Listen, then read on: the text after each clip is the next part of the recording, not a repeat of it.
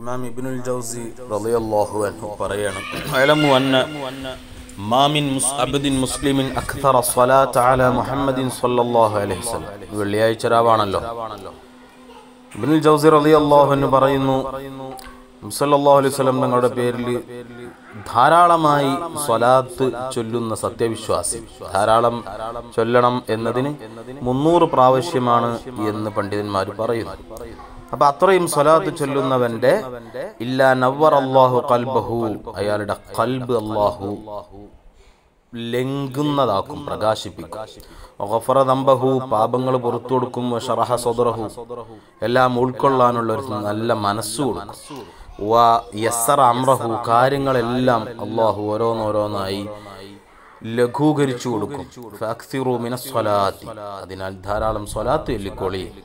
ലഅല്ലല്ലാഹ യജ്അലുകും മിൻ അഹ്ലി മില്ലത്തിഹി, അല്ലാഹു അവന്റെ ദീനിൽ നിങ്ങളെ ഉറപ്പിച്ചു നിർത്തും. അല്ലാഹുവിന്റെ സുന്നത്ത്, അല്ലാഹുവിന്റെ ചര്യ, തിരുനബിയുടെ ചര്യയിൽ നിങ്ങളെ അല്ലാഹു അമൽ ചെയ്യിക്കും. വയജ്അലുഹു റഫീഖന ജമീഅൻ ഫി ജന്നത്തിഹി, സ്വർഗത്തിൽ നമ്മളോടുകൂടെ കൈപിടിച്ച് സിറാത്ത് പാലത്തിൽ കൈ പിടിച്ച് നമ്മെ കടത്താൻ സ്വലാത്തുണ്ടാകും. ഫഹുവൽ മുതഫദ്ദിലു അലൈനാ ബിറഹ്മത്തിഹി, മുത്തുനബിയുടെ ബർക്കത്ത് കൊണ്ട് അല്ലാഹു അനുഗ്രഹം നമുക്ക് ചെയ്തു തരും എന്ന് ബുസ്താനുൽ വാഇലീനിൽ മഹാനവറുകൾ നമ്മെ പഠിപ്പിക്കുന്നു.